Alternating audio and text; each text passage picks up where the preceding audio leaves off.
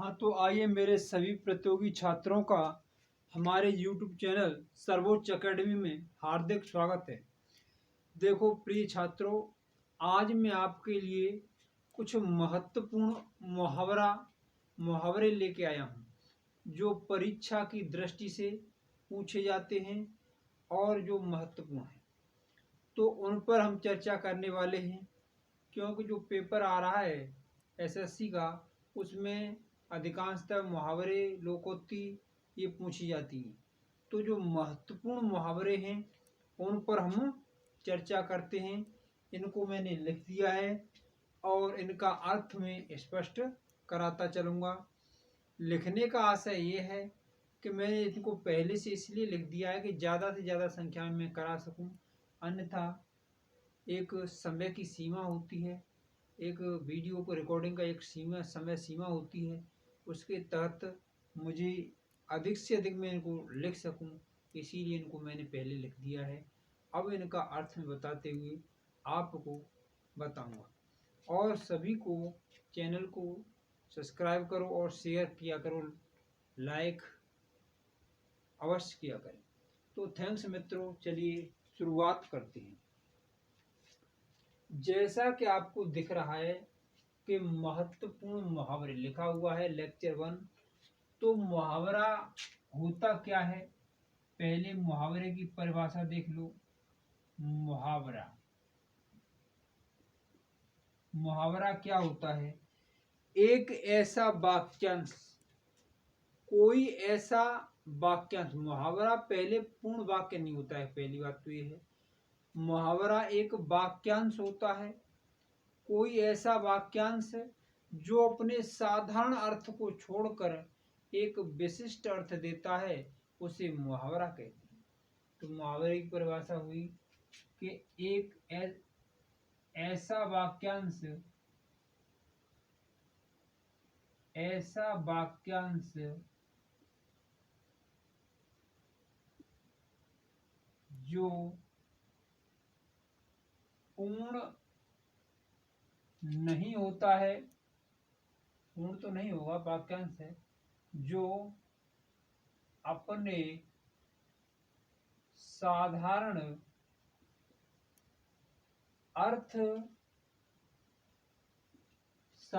अर्थ को छोड़कर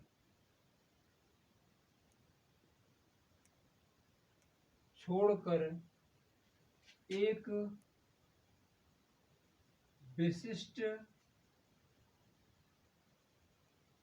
अर्थ देता है।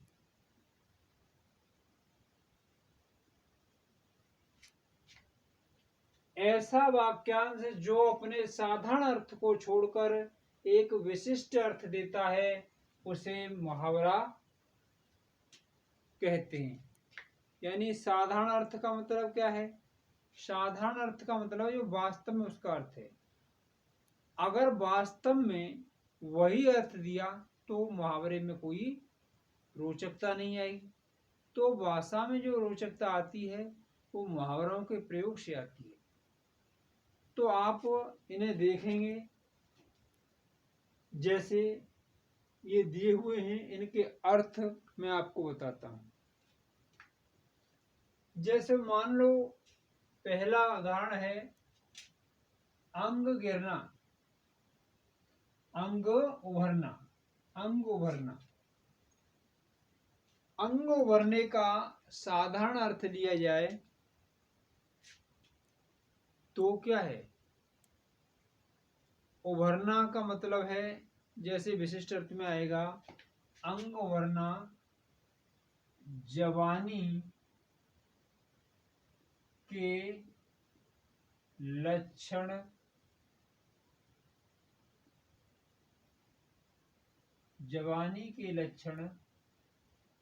दिखाई देना।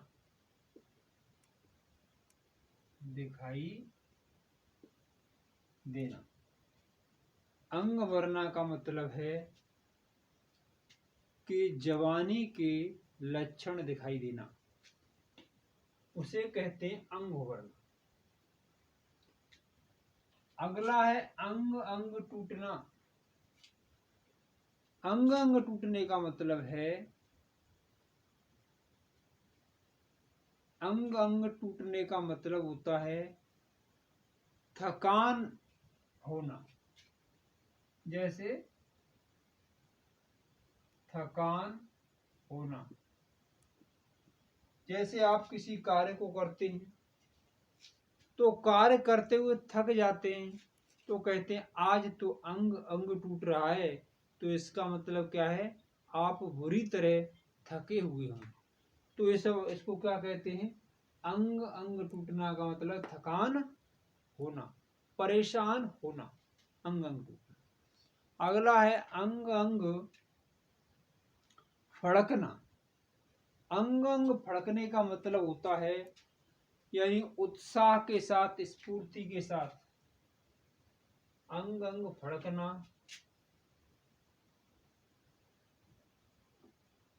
उत्साह, उत्साह के साथ परिपूर्ण, उत्साह से परिपूर्ण कह सकती हो आप। जैसे कहते हैं अंग अंग फड़क रहा है। अंग अंग फड़कने का मतलब होता है जो व्यक्ति उत्साह से परिपूर्ण है, उसके अंदर उत्साह भरा हुआ है, वो उसे कहते हैं अंग अंग फड़कना।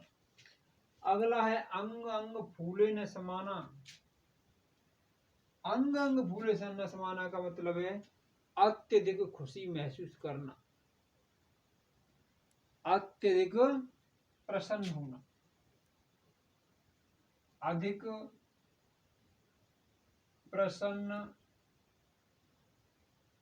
होना। अंग अंग फूले न समाना, अत्यधिक प्रसन्न होना या अधिक प्रसन्न होना। जैसे मान लो प्रयोग किया जाए, जैसे रमेश की जब नौकरी लगी तो रमेश अंग अंग फूले न समा रहा था। तो इसका मतलब यह है कि जब उसकी नौकरी लगी, उसका सिलेक्शन हुआ तो उसे अत्यधिक अधिक खुशी हो रही थी। इसे कहते हैं अंग अंग फूले न समाना। अगला है अक्ल के घोड़े दौड़ाना। अक्ल के घोड़े दौड़ाना का मतलब यह है केवल केवल कल्पनाएं करना, कल्पना करना। अक्ल के घोड़े दौड़ाना का मतलब होता है केवल कल्पना करना, यानी कल्पना सोचते रहना, मुझे ये करना है वो करना है, तो इसे कहते हैं अक्ल के घोड़े दौड़ाना। अब अक्ल पर पत्थर पड़ना। अक्ल पर पत्थर पड़ने का मतलब ये है जैसे बुद्धि नष्ट हो जाना, किसी की बुद्धि नष्ट हो जाए, बुद्धि नष्ट हो जाना। अक्ल पर पत्थर पड़ना, बुद्धि नष्ट हो जाना। अक्ल का दुश्मन, ये यानी अक्ल का दुश्मन का मतलब है मूर्ख व्यक्ति। अक्ल का दुश्मन बिल्कुल मूर्ख, मूर्ख। अक्ल का दुश्मन मूर्ख व्यक्ति। अक्ल के पीछे लठ लिए फिरना। मुहावरा है अक्ल के पीछे लठ लिए फिरना, मूर्खतापूर्ण बातें करना। इसका मतलब है मूर्खता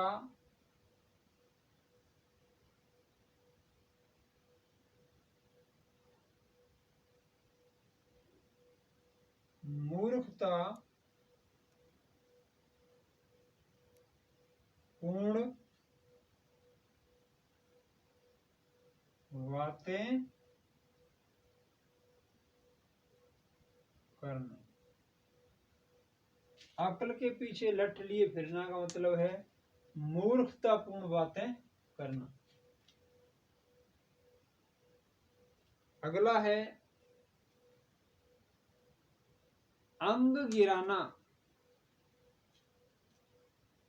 अंग गिराना का मतलब है उत्साह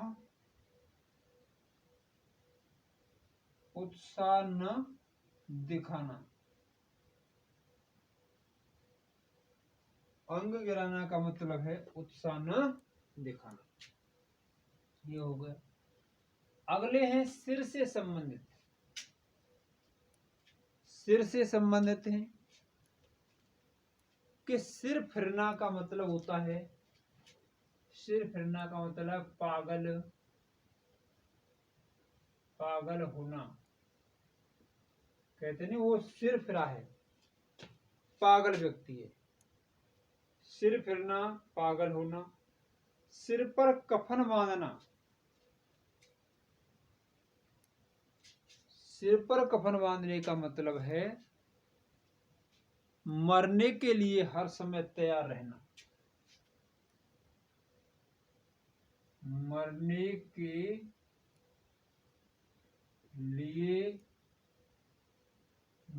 के लिए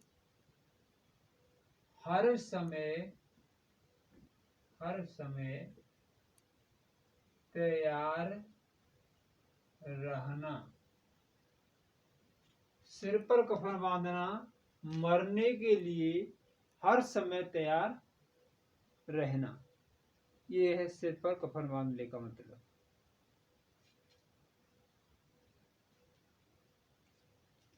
अब है सिर नीचा होना। सिर नीचा से मतलब क्या है? लज्जित होना।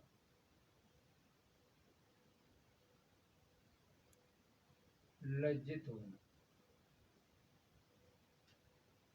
यानी सिर नीचा होना। जैसे रमेश एक चोरी में पकड़ा गया तो समाज के सामने उसका सिर लज्जित हो गया, सिर नीचा हो गया। कहने का मतलब है लज्जित होना। अगला है सिर खुजलाना। सिर खुजलाना।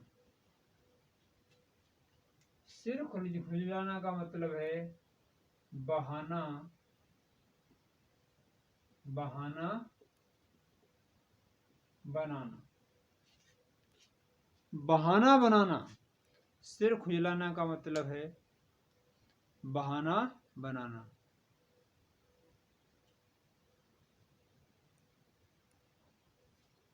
अगला है सिर पर आ जाना। नजदीक आ जाना। सिर पर आ जाना। अब अगर इसके साधारण अर्थ को देखेंगे, सिर पर आ जाना, सिर पर आ जाना का मतलब कोई चीज सिर पर आके रख जाए, तो साधारण अर्थ तो ये है। लेकिन विशिष्ट अर्थ देखेंगे तो सिर पर आ जाना माने नजदीक आ जाना। अगला है सिर मढ़ना। सिर मढ़ना इसका मतलब है सिर मढ़ना जिम्मेदार बनाना। सिर मढ़ना जिम्मेदार बनाना यानी किसी के लिए इसे थोप देना, जिम्मेदार बना देना कि मैंने ये चीज तुम्हारे सिर मढ़ दी, यानी उसको जिम्मेदार बना दिया। अगला है सिर पर सवार होना। सिर पर सवार होना का मतलब है पीछे पड़ जाना। सिर पर सवार होना, पीछे पड़ जाना, पीछे पड़ जाना। अगला है सिर खपाना। सिर खपाना किसी विषय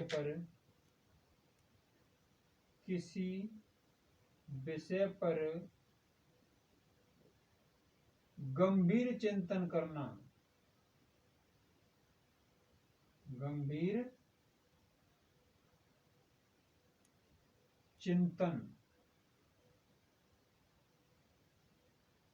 करना, सिर खपाना, किसी विषय पर गंभीर चिंतन करना। अगला है बाल की खाल निकालना। बाल की खाल निकालने का मतलब ये है, अगर हम साधारण अर्थ को देखें तो इसका मतलब है कि बाल के ऊपर जो खाल होती है उसे निकालें, लेकिन बाल के ऊपर तो कोई खाल होती नहीं। तो बाल की खाल निकालने का मतलब है यानी किसी भी चीज को बारीकी से देखना, बहुत बारीकी से किसी चीज को देखना, उसे कहते हैं बाल की खाल निकालना। बाल की खाल निकालना यानी बात की तह तक जाना, बात की तह तक जाना, बात की जड़ तक जाना, किसी बात पर किसी मुद्दे बारीकी से बात करना, उसे कहते हैं बाल की खाल निकालना। बाल में धूप सफेद होना सभी जानते हैं।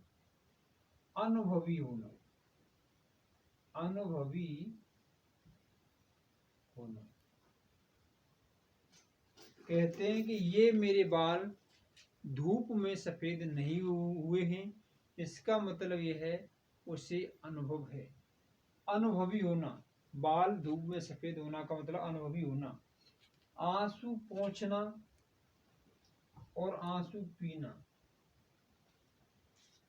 दोनों में बड़ा अंतर है।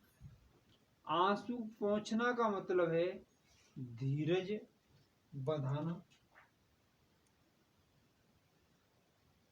धीरज बंधाना,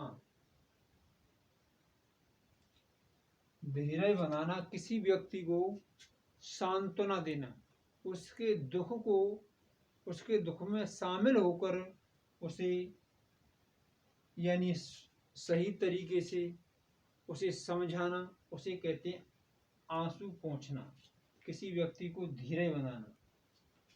और आंसू पीना का मतलब है दुख सहन करना, दुख सहन करना। आंसू पीना, दुख सहन करना, ये आपके मुहावरे हैं। अब इनके आप स्क्रीनशॉट ले सकते हो। इसके अलावा हम अन्य मुहावरों की चर्चा करेंगे। तो प्रिय मित्रों, जैसा कि मैंने आपको बताया, इन महत्वपूर्ण मुहावरों को मैं इस ब्लैक बोर्ड पर, इस व्हाइट बोर्ड पर आपको प्रतिदिन 20-25 मुहावरे कराऊंगा। 2-3 एपिसोडों में मुख्य मुहावरे उनको मैं कराऊंगा। और मेरी आपसे यही गुजारिश है कि प्रिय मित्रों, आपको इस चैनल को सब्सक्राइब कर लेना है और अधिक से अधिक संख्या में इसे शेयर किया करें, लाइक किया करें, क्योंकि आप ये जानते हैं इस बात को कि मैं तभी तक आगे बढ़ूंगा जब मैं ये काम तुम्हारे लिए कर रहा हूं। और अगर आप इसे देखेंगे नहीं, इसे लाइक नहीं करेंगे, शेयर नहीं करेंगे, तो मैं आगे इस सेशन को ज़्यादा दिनों तक नहीं चला सकता। मेरी यही उम्मीद है कि आप पढ़िए और ज़्यादा से ज़्यादा संख्या में इसे शेयर किया करें। शेयर करने में आपका क्या जाता है? कुछ नहीं जाता है। तो प्रिय मित्रों, मैं आपसे यही कहूँगा, यही उम्मीद करता हूँ कि ज़्यादा से ज़्यादा संख्या में लाइक और शेयर करें। थैंक्स मित्रों। अगला लेक्चर में हम कल चर्चा करते हैं अन्य मुहावरों की, जो मुहावरे सटीक हैं, जो परीक्षा की दृष्टि से बार बार पूछे गए हैं और जो अर्थ में कन्फ्यूजन होता है। जैसे एक ही मैंने इन मुहावरों को इकट्ठा किया है, जैसे अंग उभरना, अंग टूटना, अंग फड़कना, अंग फूले न समाना, तो इन अंग अंग वालों को एक तरफ किया है। इस प्रकार सभी मुहावरों को एक तरफ से करते हुए मैं आपको बारीकी से इनका अध्ययन कराऊंगा। तो आगे के लिए आपको इसी बात को ध्यान में रखते हुए प्रतिदिन लेक्चर को पढ़ना है। थैंक्स मित्रों।